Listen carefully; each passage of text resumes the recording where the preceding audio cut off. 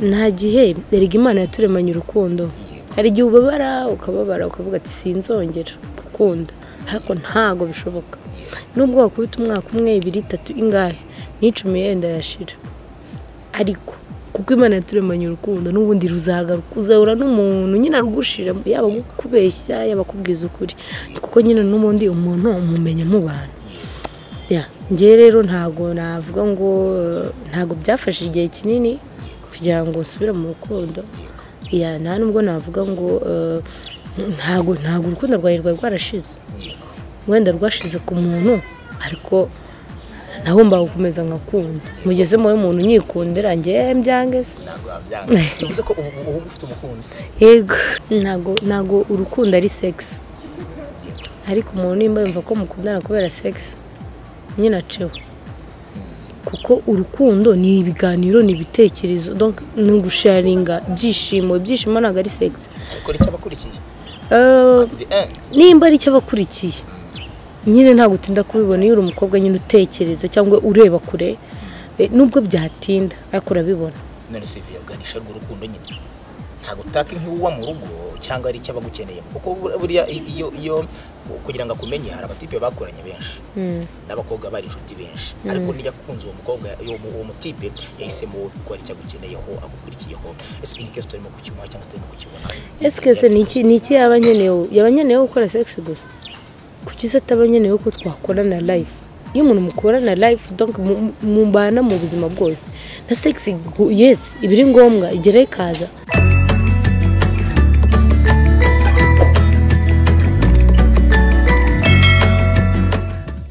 Sirika mbifurize umunsi mwiza mbaye nikaze ngenda kuri cyo munsi kuwundi maze kumenya ko tugira n'ibiganiro n'abakobwa bagiye batandukanye kuri uyu munsi nago nagiye cyane ku bakobwa nageze ku mubyeyi no mudamu muramuze muri filime nyarwanda ariko tugiye kuganira cyane ibisa nk'ibiri nyuma y'umwuga filime nyarwanda n'ubuzima rusange yitwa Queen Yvette ndakwakiriye mubyeyi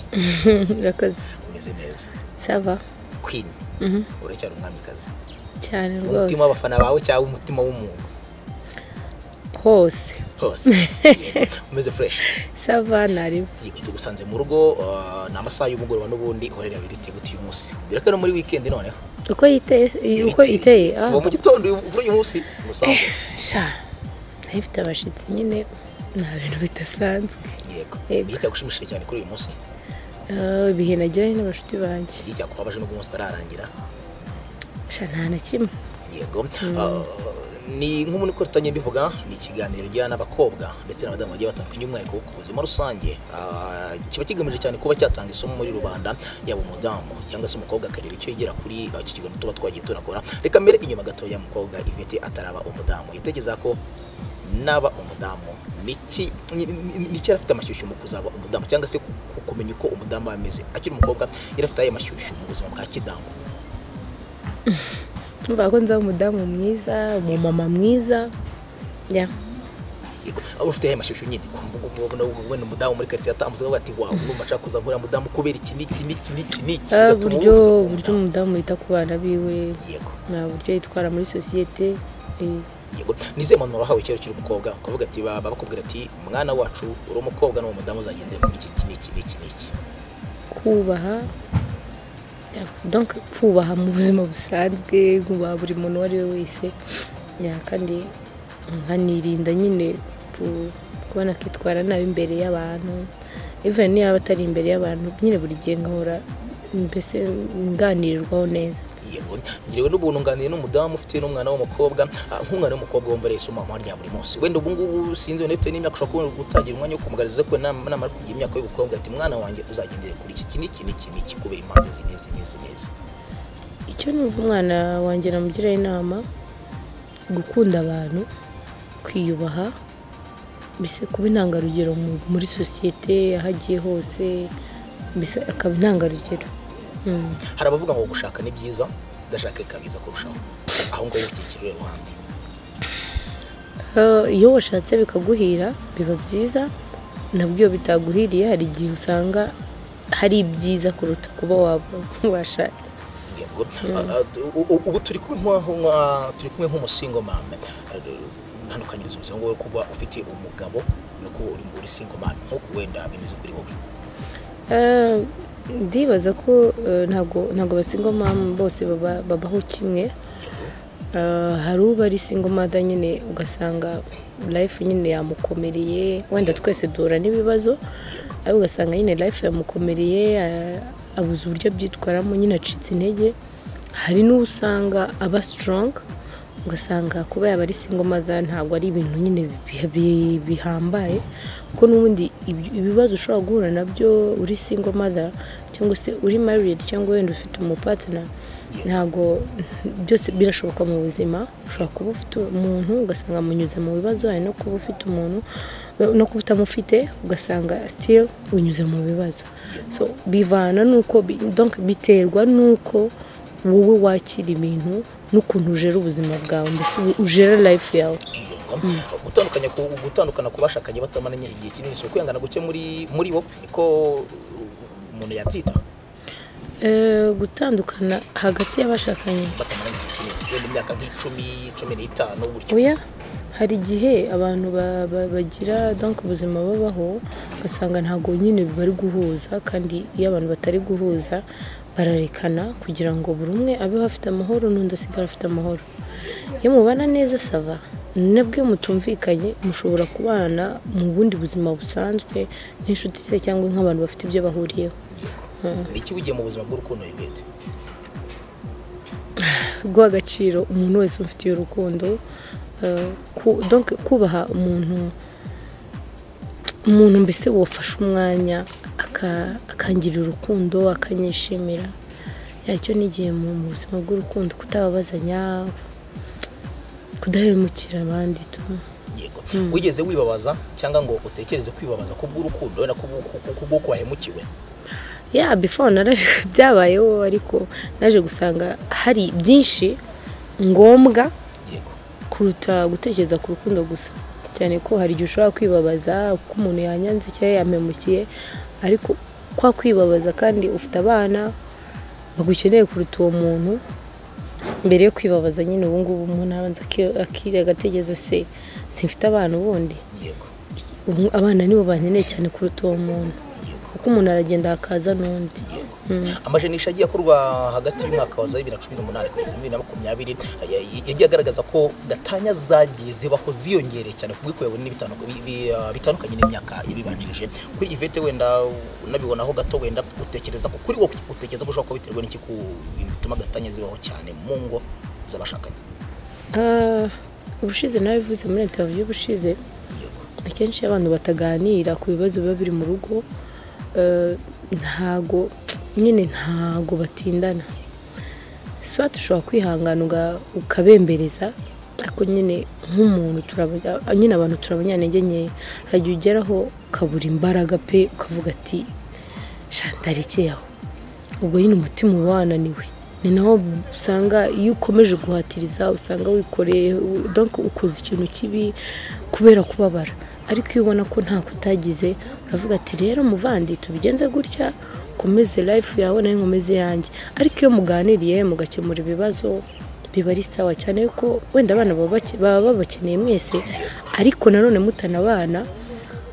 wenda mubona ari byo byiza kurushaho. Ntaribi nyine abana barakomeza bakabaho, cyangwa mbwa mubabe hafi, ariko mwebwe babiri nimba byanze murekane. Utekereza gute ku mukobwa wishingira ku musore wamuteye inda, wenda umukobwa akunda uwo mutipe ariko bitoroke niko umutipe amukunda? Aba ari ikosa rikomeye, kuko kwishingira ku muntu nimba uzi neza ko umuntu atawukunda, kuki ugomba kugenda kwikurura ku muntu? Kuba umuntu ashobora gutera inda ntabwo bivuze ngo ugomba mbese kwikurura ku muntu mpaka kandi urabizi neza ko atawukunda. Niho nyine usanga n'ubundi ntimuzumvikana. Ariko nimba wenda byenze gutyo muganire, muvuga ati uzamfasha, nimba atari umuntu agufasha, kuko hari abasore hano hanze badafasha abantu bateye inda, cyane ko ashobora kutagufasha bitewe n'uko ntari shuwa wenda mwahuye mu bintu mbese bitunguranye, nta rukundo rwabayeho.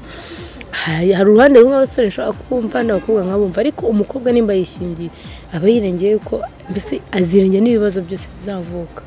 Umubyeyi se utoteza umwana cyangwa se akamwirukana bitewe ko yasamye inda adafite umugabo, ntabwo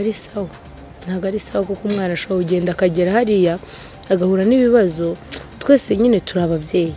ariko umwana nimba agize ikibazo runaka nubwo yaba ari we wakiteye biba byiza iyo wicaye ukamuganiriza pe twese izo story zagiye zitubaho cyangwa se zabaye no ku bandi ariko iyo wicajije umwana mukaganira ukamubwira ati rero wakoze aya makosa pe ukanamwereka uburakari ukamwereka ikosa ryiwe ariko iyo mubaye hafi cyane bituma nanava muri cya kibazo azagushimira azaguhoza imbere mbese azagushaka umwanya wa mbere kuruta abandi bantu nize principe wo kugenderaho ku munsi kuwundi Yvette principe zimeze nko gute bon je nkunda ukuri ngendera ku kuri nicyo cya mbere cya kabiri kubaha mugenzi wanjye donc ikiremwa muntu icya gatatu none nkamenya guhangana n'ibibazo ntibishira hasi aho wamvuga nimba iki kibazo cyaje hari n'igisubizo byasaba iki kugira ngo wenda nk'umugabo wenda cyangwa se umusore wagiye mukunda n'uwita ko yaguhemukiriye agaruke kuri wowe ashobora kugaruka akambera nk'inshuti mu gihe yemeye ikosa akansaba imbabazi ariko ntabwo biba bivuze yuko tugiye kongera gusubirana ngo dusubire mu rukundo ariko dushobora kuba inshuti ariko yumvise ko aje ntabwo waba warankoshereje ngo twarakundanye ukankosereza nguze ngo tugiye ngo kongera dukundane no kuko sinibazo ushobora kubabarira yego tugasubira muri ya relation dufitanye ariko n'ubundi cya kibazo cyavutse kikazasubiraho ariko usabye imbabazi nkumva ko nta kibazo tukibera inshuti twabajama nta kibazo ariko byo gukundana tukabishaka ku ruhande yego abatandukana bitewe wenda n'irari ry'umubiri ku wo washakanye wenda umugore aca inyuma umugabo cyangwa se umugabo aca inyuma umugore aho ngaho nakwihangana guke kuba kurimo kuyita kwihangana umuntu ngo umukosore mushyire ku murongo muzima nyine reka nkubwire buri muntu kugira ngo ajye guca inyuma kugira ngo umuntu ajye gusambana hanze biba byanyuze ahantu kure donc biba kwandikirana message n'ubagiye guhura barabikora bucece sibyo simvuze ngo ni ku bagore cyangwa ku bagabo impande zombi muri rusange umuntu nimba mutangiye gucatinga mugahamagarana mukavugana ati turahurira aha tugiye gukora ibi ese kuki mugiye kubikora mwihishe deja muzi ko rikosa ikindi muratangiye mukoze ibyo mukoze nyuma ntago ari irari kuko buriya n'umusazi arasara akagwa ku ijambo sibyo hari n'ushobora kuza donc mu bantu babana ndetse n'ababana n'abakundana wenda bateganya ku bana bibaho gasaba umuntu avuga ati njyewe nabikoreshejwe n'inzoga nabikoreshejwe n'iki n'umujinya nimba ufite umujinya uricara mukaganira n'umuntu buriya ufite umujinya ntabwo ujya ngo kwinezeza ngo wagiye guhura n'undi muntu ahubwo wakicaye mukaganira mugakemura ikibazo mwabona bidashoboka mukarekana ukagenda ukishakira undi muntu agashaka undi sibyo ariko nawe no ku bantu babana ugasanga ngo njyewe ngo inzoga zashutse buriya inzoga zigukoresha icyo n'ubundi washaka kuzakora inzoga zigufasha gukora ikikurimo nimba ari umuntu warakariye mugahura wagasomyeho umubwiza ukuri pe wenda ejo ukazicuza avuga ati inzoga zankoresheje navuze ibi ariko wavuze ibikurimo rero umuntu aca inyuma undi kuko n'ubundi yari afite muri gahunda kuko umuntu ukunda ntabwo ushobora kumubabaza ubona uruhare rw'abagore wenda kubafatamo n'inyigisho muri aka kanya uruhare bagira rutuma abagabo babaca inyuma ubona ari nk'uruhe hari igihe abagabo barengana n'abagore wenda bararengana ku rundi ruhande ndabisobanura muri ubu buryo hari igihe umugore aba atazi kwita ku umugabo aba akeneye mbese umugabo n'umwana mbese ukwiye kwitabwaho hari igihe usanga umugore wenda akibana n'umugabo bagitangira kubana nta mwana baragira ugasanga umugore yita ku mugabo cyane ariko umwana yaza umugore akagenda akaba okipe ku mwana ntiyibuke ko ari umugabo ariko birashoboka twebwe abagore tuba dufite n'imbaraga nyinshi biba bishoboka ko umugabo wamuba hafi wenda n'ako gahe gatoya ubonye ukamuba hafi cyangwa se ukanagereza uburyo bwose bazaba bakubonera rimwe sibyo kuko muba muri famiye ariko nanone hari n'igihe usanga umugabo nawe ubwiwe nyine ari umuntu wigirira irari ugasanga niyo wakora iki ntashobora kunyurwa sibyo bibaho yaba ku bagabo batoya no ku bakuru ariko ubushize navuze ku bagabo batoya kuko njye nabivuga nkurikije experience mfite hari n'abagabo bakuru wenda barahari njye ntabwo ndahura n'umugabo mukuru ngo tubane se cyangwa ngo dukundane,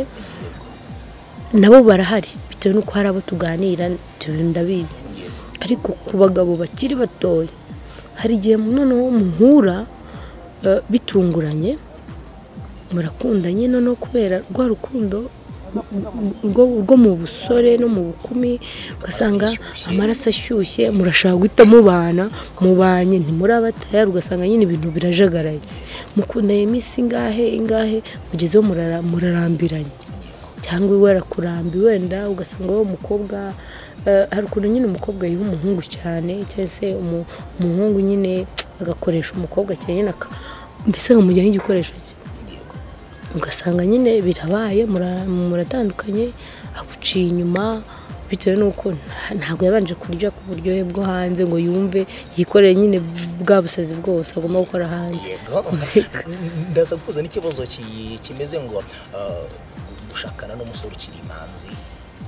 ngene kuri ibyo ngibyo mbwiye, cyangwa se umukobwa ukiri isugi utarakora ibyo byose ngo ubwo burara bucamo n'iki byose, ubwo ntibyaba ari intandaro cyangwa se ngaruka yo kuzatuma atekereza gukora bya bindi atakoze bigatuma urugo rudakomera.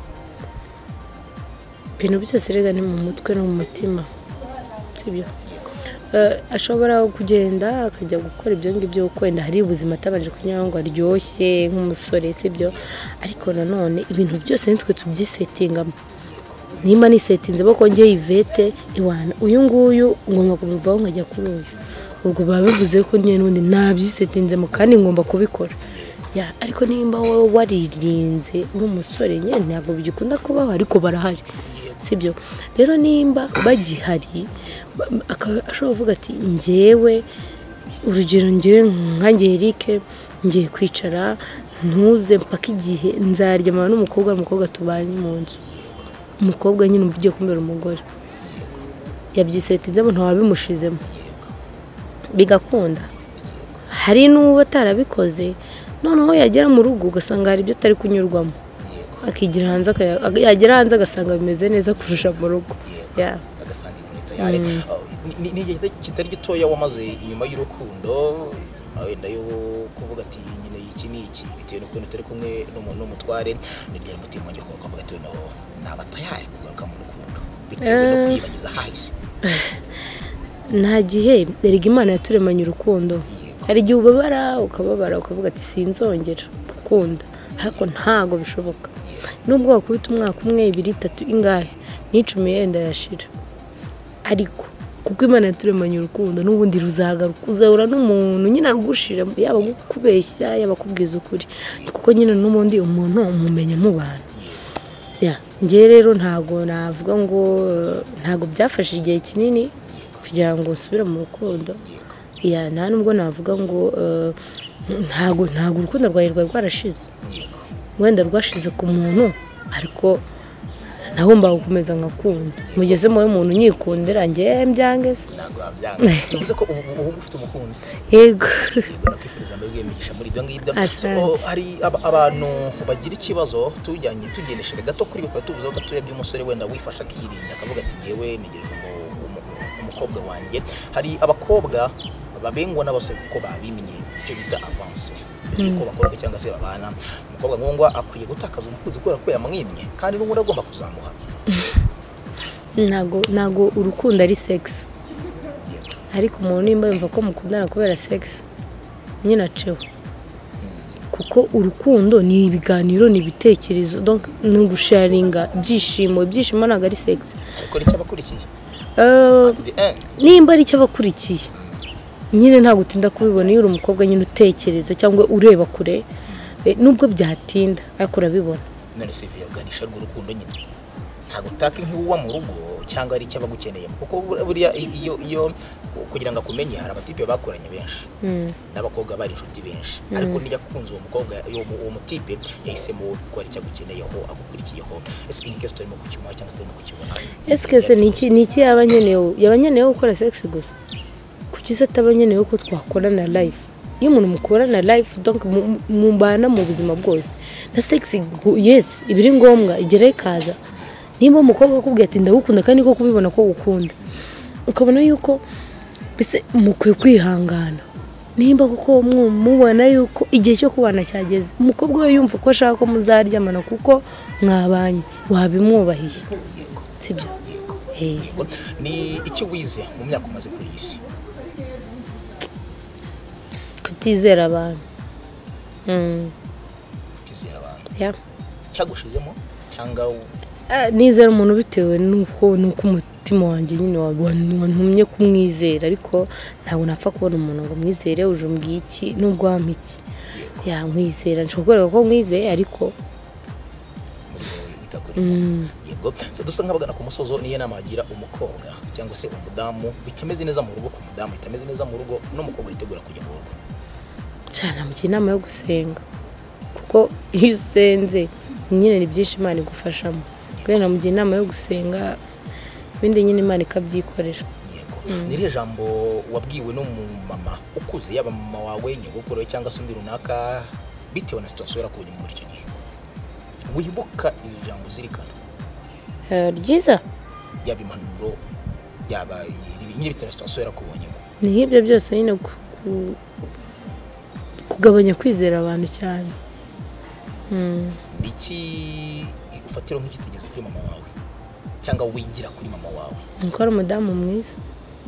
yego nikiye kintu kimwe wibuka papa yagukoreye kikagushimisha cyangwa se kikakubabaza ariko kigura mu ntekerezo papa yankoreye nuko akenshi yamvugiraga nubwo nabaga ndi mu mafuti kuba ari numva nari bucura ariko nyine niyo nabaga ndi mu mafuti naragenda nkategeza igihe papa azira nyine nkagenda nkatari uko papa nyine yaje yego naritsoje ariko umaye ikibazo gituma nsoreza ko hari abavuga ko bucura yaba umuhungu cyangwa se umukobwa bigora kugira ngo yubake urugo atekereza ko hari n'umuntu ari kumwe na nyina ko imiteto aba yarahawe na nyina ibitero ko biri bigatuma ngo zidakomera wenda saba bucura ntago ariko biri kuko umuntu yubaka urugo bitewe nuko nyine mugomba kurwubaka nuko mwigaragarizanyije ntago umuntu yubaka urugo kuko ari imfura cyangwa ari bucura cyangwa se ari uwagati Igitera ngushimire ku uyu mwanya duhaye twemera ko tuganira by'umwariko nategeza ko ari ikiganiro umunyarwanda n'umunyarwandakazi udukurikiye yakora imisomo ikomeye cyane yego yego nanjye ni Jean Romeo uyu muryango TV umunsi mwiza.